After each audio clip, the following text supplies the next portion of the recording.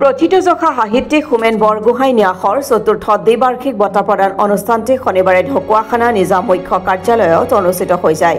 দিনজোৰা কাৰ্যসূচীৰে অনুষ্ঠিত হোৱা উক্ত কাৰ্যসূচীত বিগত বৰ্ষসমূহৰ দৰে এইবাৰো দুগৰাকী ব্যক্তিক ন্যাস প্ৰদত্ত সাহিত্যিক আৰু সেউজ বঁটা প্ৰদান কৰা হয়। উল্লেখ্য যে হোমেন বৰগোহাঁইৰ মহৎ চিন্তাদৰ্শ আৰু সৃষ্টিশীল কৰ্মৰাজিৰ সংৰক্ষণ প্ৰচাৰ আৰু প্ৰয়োগৰ উদ্দেশ্যে 2012 চনত প্ৰতিষ্ঠা লাভ কৰা হোমেন বৰগোহাঁই ন্যাসে 2013 চনৰ পৰা সাহিত্য শিক্ষা আৰু 2016 চনৰ পৰা পৰিৱেশ শিতানত দ্বিবাৰ্ষিক বঁটা প্ৰদান কৰি আহিছে। এইবাৰৰ হোমেন বৰগোহাঁই সাহিত্যিক বঁটা প্ৰদান কৰা হৈছে সংবেদনশীল লেখিকা ডক্টৰ গীতালি শইকীয়ালৈ তেখেতৰ অনবদ্য সৃষ্টি বগলী সূতাৰ চাদৰখনৰ বাবে আগবঢ়োৱা হৈছে এই সন্মানটি। এই বঁটাত আছে নগদ 25,000 টকা, এটা স্মাৰক আৰু এখন প্ৰশস্তি পত্ৰ। ইফালে প্ৰকৃতি সুৰক্ষা আৰু সংৰক্ষণ আন্দোলনেৰে জড়িত পৰিৱেশ কৰ্মী, সামাজিক গোট বা স্বেচ্ছাসেৱী সংগঠনৰ প্ৰতি ন্যাসৰ একাত্মতা, সমৰ্থন, সহযোগিতাৰ প্ৰতীকৰূপে আগবঢ়োৱা হোমেন বৰগোহাঁই সেউজ বঁটা এইবাৰ প্ৰদান কৰা হয় বিশিষ্ট পৰিৱেশ কৰ্মী ডক্টৰ প্ৰদীপ ভূঞাক। এই বঁটাত নগদ 20,000 টকা, প্ৰশস্তি পত্ৰ আৰু গ্ৰন্থৰ সম্ভাৰ আছে। হোমেন বৰগোহাঁই ন্যাসৰ সচিব সেৱক চন্দ্ৰ চুটিয়াই ধৰা বঁটা প্ৰদান অনুষ্ঠানটোৰ উদ্দেশ্য ব্যাখ্যা আগবঢ়াই ন্যাসৰ সমন্বয়ক দুলেন চমুৱাই। ন্যাসৰ অধ্যক্ষ ডিম্বেশ্বৰ গগৈৰ সভাপতিত্বত অনুষ্ঠিত সভাত ৰাজ্যিক সংগ্ৰহালয়ৰ সঞ্চালক অৰিন্দম বৰুৱা, ধেমাজি কলেজৰ প্ৰাক্তন অধ্যক্ষ ডক্টৰ বুধিন বৰুৱা, বিশিষ্ট পৰিৱেশ কৰ্মী জ্যেষ্ঠ সাংবাদিক অপূৰ্ব বল্লভ গোস্বামী, ঢকুৱাখানা কলেজৰ অধ্যক্ষ ডক্টৰ যোগানন্দ সোঁত, ঢকুৱাখানা সমজিলাৰ আয়ুক্ত কাৰ্তিক কলিতাও উপস্থিত থাকি হোমেন বৰগোহাঁইৰ জীৱনাদৰ্শনৰ ওপৰত আলোকপাত কৰে আৰু আজিৰ জন্মদিৱসত শ্ৰদ্ধাৰে সোঁৱৰে। সভাত ন্যাসৰ অন্যান্য বিষয়ববীয়াসকলৰ উপৰিও লেখিকা জ্যোতি নীলিমা গগৈ, গোলাঘাটৰ জ্যেষ্ঠ সাংবাদিক প্ৰকাশ শৰ্মা, জ্যোৎস্না বৰুৱা আদি ভালে সংখ্যক লোক উপস্থিত থাকে।